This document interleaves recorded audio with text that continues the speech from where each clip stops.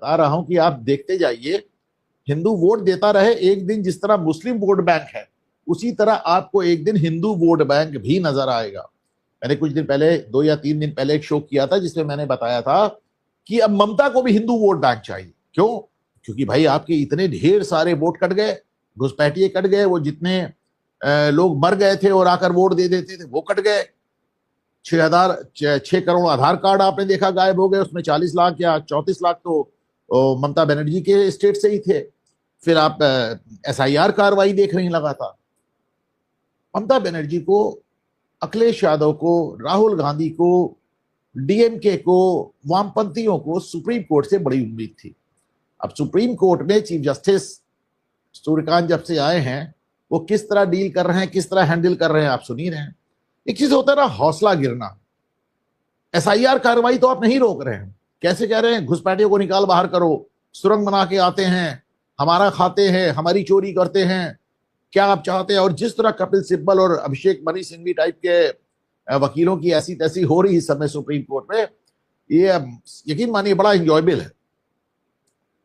Supreme court में ममता पे आते हैं, अभी ममता से हट नहीं रहे हैं, लेकिन DMK के विरोध में जो विजय लड़ रहे हैं तमिलनाडु में, उन्होंने सुप्रीम कोर्ट में याचिका डाली, उन्होंने BLOs के पक्ष में याचिका डाली।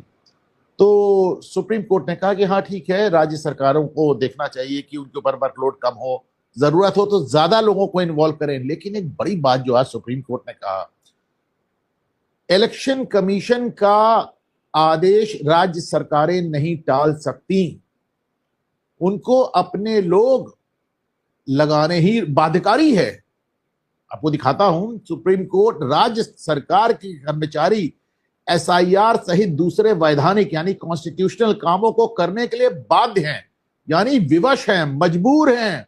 राज्य सरकारों का भी कर्तव्य है कि वो चुनाव आयोग, इलेक्शन कमीशन को कर्मचारी उपलब्ध कराएं। अब आप ये देखें, आप BLOs को आपने चढ़ा दिया था, ममता बनर्जी ने परसों BLOs को इकट्ठा कर इलेक्शन कमीशन पे चढ़ा दिया था, जो राज्य निर्वाचन आयोग है।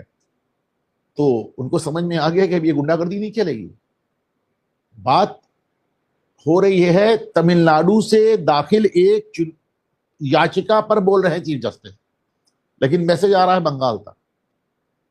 उन्होंने कहा कि बाध्यकारी है, आप विवश हैं, आप मजबूर हैं इलेक्शन कमीशन के आदेश मानने के लिए, और राज्य सरकारों का ये कर्तव्य है, मतलब दे आर कॉन्स्टिट्यूशनली बाउंड, यानी वो संवैधानिक रूप से विवश हैं कि वो इलेक्शन कमीशन को कर्मचारी उपलब्ध कराएं। विजय की जो पिटीशन थी बड़ी मामूली पिटीशन थी, वो सिर्फ इतना कह रही थी कि अगर BLOs निर्धारित समय में अपना काम कंप्लीट ना कर पाए तो उनके खिलाफ कार्रवाई ना हो। वो तो रिलीफ नहीं मिली उनको, उन्होंने कह दिया कि भाई देख लें, जब आपको आपके खिलाफ कार्रवाई होगी तब कोर्ट आइएगा।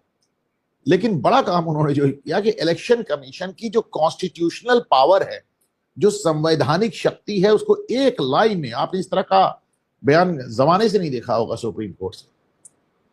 ममता बनर्जी फंस गई।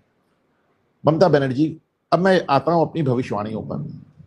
मैं केवल आपके चैनल पे ही नहीं, मैं सब चैनलों पर चिल्ला चिल्ला के, जितनी बार मुझसे संजय दीक्षित साहब ने पूछा, ओंकार चौधरी साहब ने पूछा, आदित्य चिंत ने पूछा, अभिषेक तिवारी ने पूछा, मुझसे जयपुर डायलॉग्स में ही सवाल पूछा गया, हर जगह मेरा सिर्फ एक जवाब था कि ममता बनर्जी के पास सिर्फ 2 ऑप्शन है कि या SIR कराओ, खुद कराओ, और नहीं तो राष्ट्रपति शासन में होगा।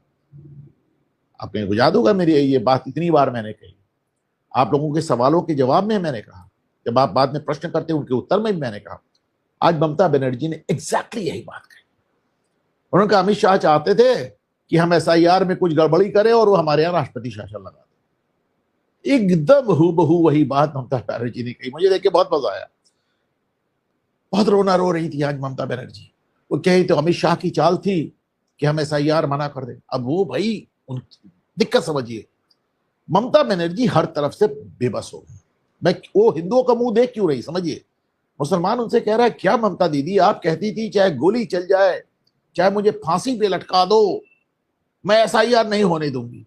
पर आप तो खुद ही स्टाफ दे रही हैं, आप तो पुलिस भी दे रही हैं। तो उन्होंने कहा देखो भाई समझो, अगर हम नहीं कराते ना तो यहां पे राष्ट्रपति शासन लग जाता। ममता बनर्जी उस मजबूरी की बात कर रही जो मैं लगातार आपको समझा रहा था। दूसरे उन्होंने क्या कहा, मुसलमान उन पे ये भी आरोप लगा रहा है, ममता दीदी आप तो कहती थी कि मैं जान दे दूंगी पर वक्फ लागू नहीं, वक्फ एक्ट लागू नहीं करूंगी, आपने तो वो भी लागू कर दिया कि नहीं उसमें घबराने की कोई बात नहीं, किसी की प्रॉपर्टी नहीं जाएगी। अब लागू तो करना, देखो समझो यार संवैधानिक मजबूरी थी। क्या ममता आप तो हर जगह मजबूर है, अब तो हर जगह मजबूर है। फिर मुसलमानों ने कहा कि अमित शाह कह रहे हैं डिटेंशन सेंटर, तो आज फिर उन्होंने दावा किया कि मैं गला काट दिया जाए पर मैं डिटेंशन सेंटर नहीं बनने दूंगी। ममता बनर्जी के बड़े बुरे दिन चल रहे हैं। जितने वो दावे करती हैं उनको हर दावे में पलटी मारनी होती।